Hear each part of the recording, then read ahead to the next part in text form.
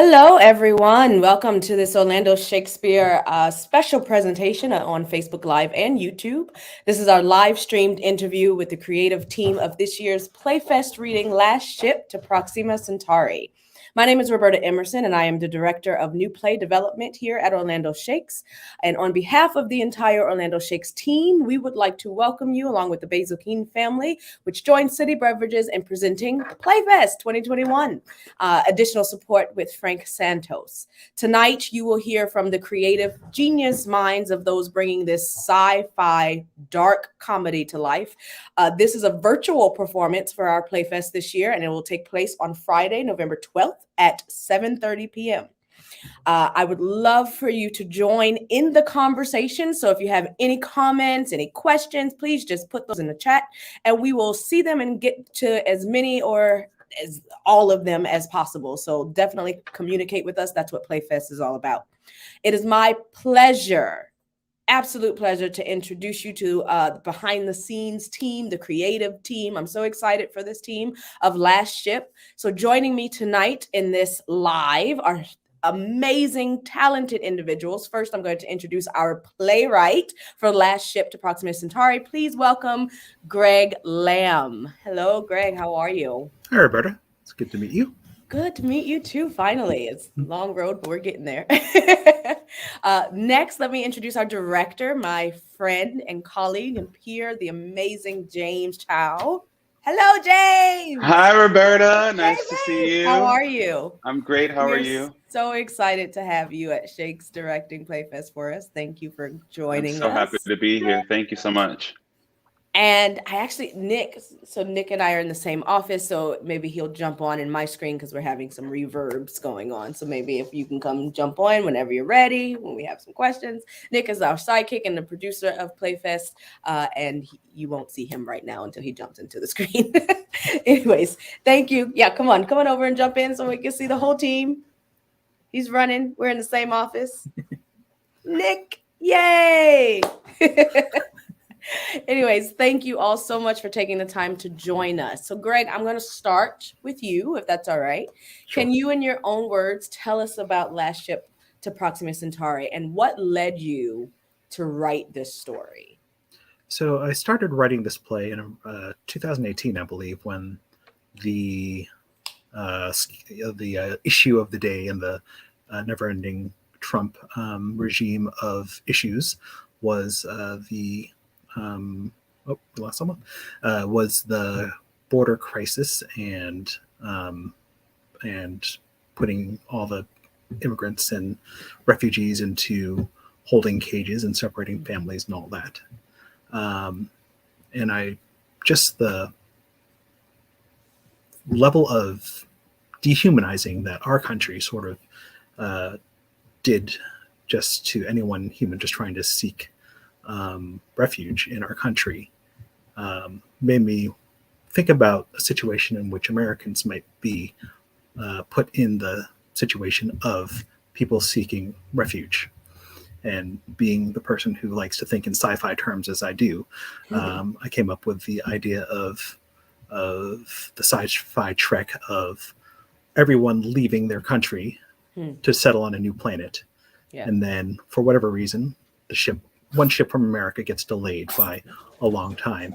And when we get there, the people who are there are not quite as welcoming as you'd want. Yeah. I don't know how much we are giving away or not giving away in this description ahead of time, but yeah, we definitely don't want to give too much away. We want them to. I'll leave it at that.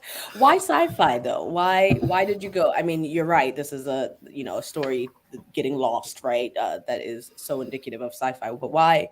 Have you always been into sci-fi? Why did you choose to take that route with this play? Yeah, I mean, I always sort of think in sci-fi terms, and I just I think it's a lot easier, or sort of it's a common move for sci-fi to be able to discuss the issues of the day in a fantastical setting, which sort of is the spoonful of sugar that lets you talk about things that if you try to write a rip from the headlines realistic play or movie or book, it doesn't quite sit well.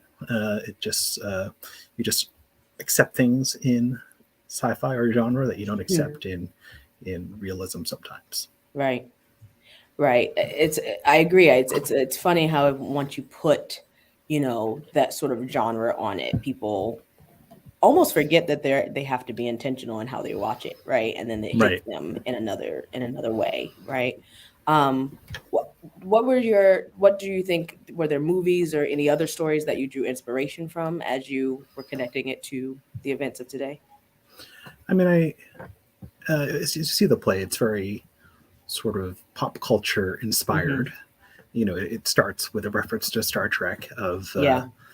just the idea of virtuous Americans going around the universe and encountering um, different cultures, and then just sort of always sort of contextualizing it in terms of, oh, we Americans have encountered this and we've solved this, so therefore you should follow our lead because we've figured it out already. That's sort of the Star Trek original series sort of feeling, Yeah. um, and it's sort of another band of a spaceship full of people who think that they have things solved, and we'll find out in the play what how much they actually have solved. How much they have. Yeah, absolutely. James, I want to bring you into the conversation a little bit. What were your thoughts on the play when you first read it? One of my favorite thoughts about the play was just the topic of conversation throughout the whole play and flipping the conversation and being able to look from different perspectives. That's one things that I'm really excited to work with the cast, just because there's so many different perspectives, not only within the play, but I think it also sparks a conversation with the society we live in today. Absolutely. And how just fast forwarding, Greg did a great job with fast forwarding to the future and kind of having an assumption of what it may be like when we are put in this kind of predicament of being a refuge from a different world, and having to be forced with what we are dealing with now and how it will be in effect with the future, and how we live our life and how society ends up being. So I love this play. I think it's hilarious. I'm not, I wouldn't say I've been much of a sci-fi fan in the past, but I feel like Greg is really turning the tide for me. I'm so intrigued by just being able to create and build a visual in my head of what I think it would be cool to really change the conversation and push the conversation to enlighten somebody else's perspective. And I love how you both talk about pushing the conversation. Is that something that you hope that audiences will hear out of this story and continue on to talk about? What do you hope the conversation looks like? Well, for me, I try to put the characters in situations where they have very thorny ethical choices and points of view. Yes. Right. When you do sci-fi, you have to define what type of sci-fi you're in, and this is not a play that tries to science out exactly what sort of engines gets you to Proxima Centauri in this amount of time and so forth. But it's about characters in the situation with their points of view, encountering other characters with another point of view, and I don't know if you're going to be necessarily on one character's side from beginning to end, but there's a lot of different situations and viewpoints that might shift you sometimes, or makes you wonder, hey, why did I like this person now, but now that they're saying this, oh my gosh, I think I'm on the other side. That's definitely a thing that I tried to achieve in this play. Right, of course. I love that. It's so funny. I was just teaching a directing class, and you talk about dialogue and people having two opposing views, right? Which is essentially the nature of what we do when we're creating stories, right? And somewhere in the middle of two opposing views is the truth.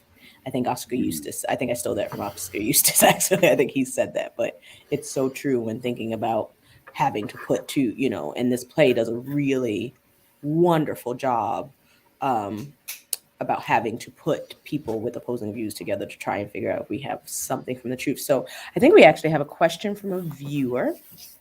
Douglas Love says, are there any advantages to presenting this reading online? Well, I started writing this before the pandemic, but this has had a reading or two online. Like the first readings were in person, but then I've had readings online. And the particular way I wrote this is just all one set inside the cockpit of the spaceship. Right. And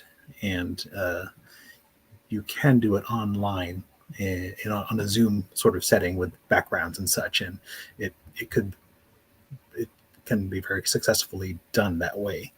Or not.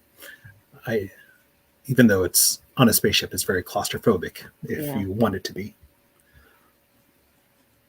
Cool. And one more question. Douglas also says, what does Greg hope to learn from the PlayFest reading? Do you anticipate making any changes? I always love having a new cast, a new set of perspectives, encounter this work and just see what they have to say and how they experience it. It's been done as a reading in an online format, and it's going to be done early next year at Portland Stage in the live debut. And I'm always looking to see just sort of what sorts of things can come from people's experiences. And I think that's what's exciting, right, about new play, like the development of new plays. How does different voices come in, different artists come in? How does that shape the development of a play, right? And just witnessing the magic that is a talented group of actors and director putting on the play, and just finding things that you never imagined. Absolutely. I think the process is definitely the most exciting part, right? Like, how do we get there? Which is a good, James, I'll segue into you. How do you, as a director, start the process of coming in and directing specifically a reading, right? So a reading is very different than a full-fledged production. What is your attack? I like to start off with the reading, but also have everybody join in on the conversation and get everybody's perspective, because I feel like everybody has their own opinion about, and that's also relatable to each character. So I think it'd be a good time for everybody to kind of have an understanding of where we're going and where we want to take it, or we want to take this play, or any reading, so to say. That's normally how I would start it off.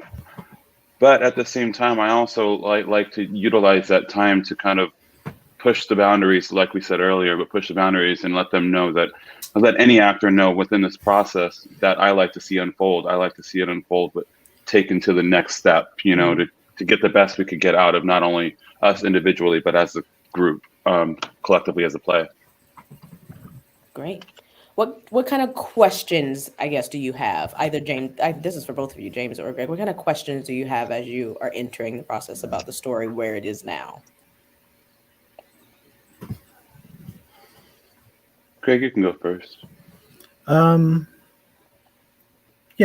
My questions to just someone viewing it for the first time is how someone encounters the different characters, and how just sort of where your sympathies lie at various points of time. First, hopefully, if I've done things right, you at least are encountering the sci-fi situation, and you've suspended your disbelief and you've gone through the journey with them.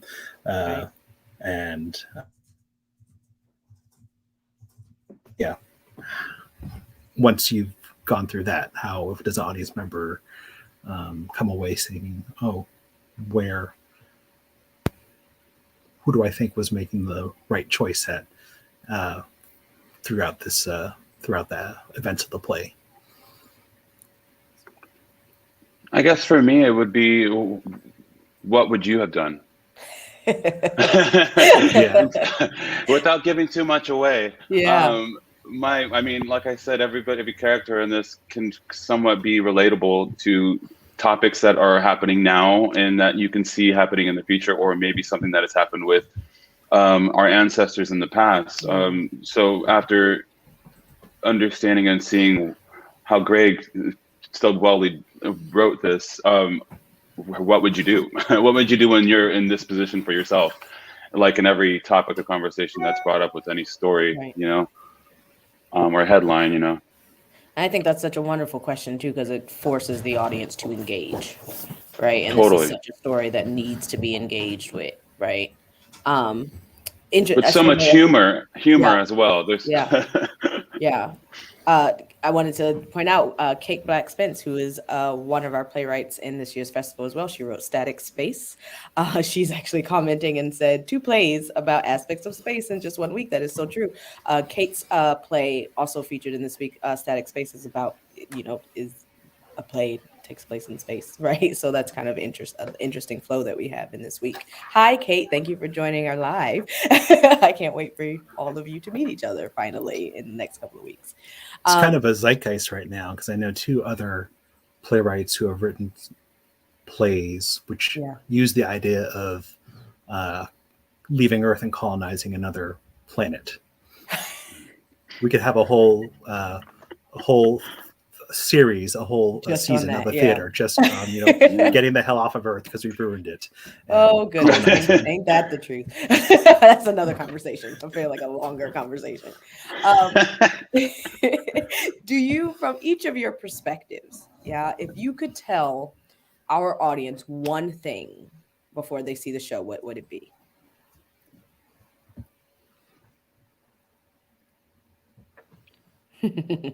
Gotcha.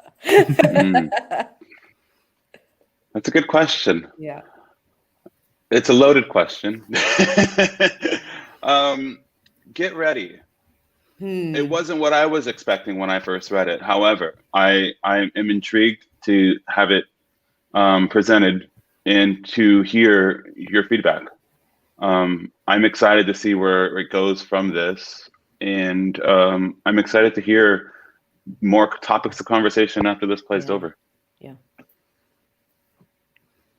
For me, I guess you come for the sci-fi, you stay for the humor, and you're left with, but then you're left with terrible moral questions.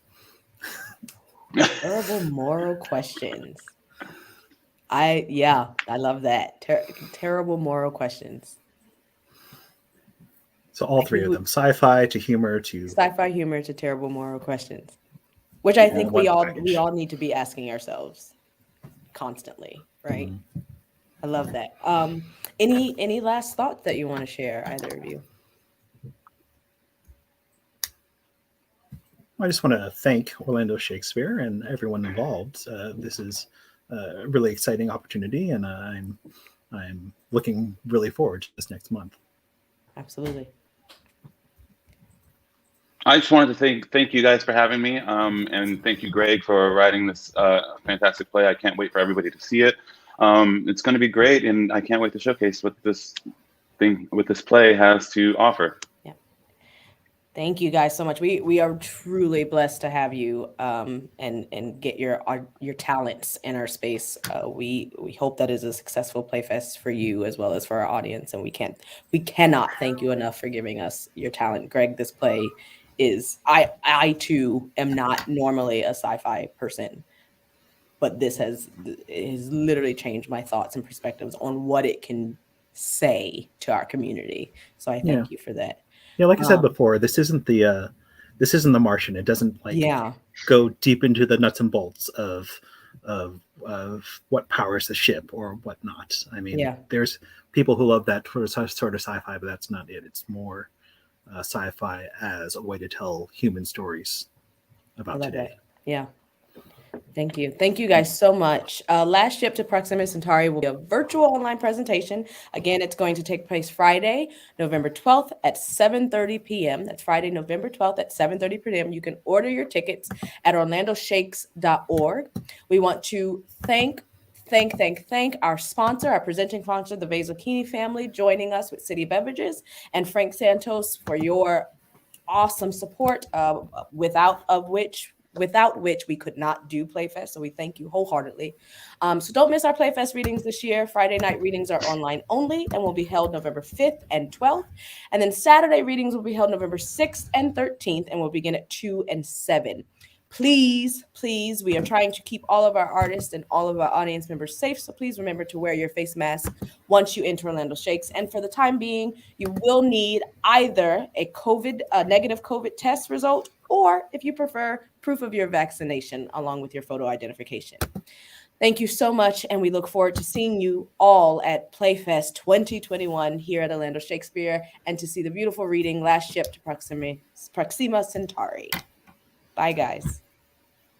Bye.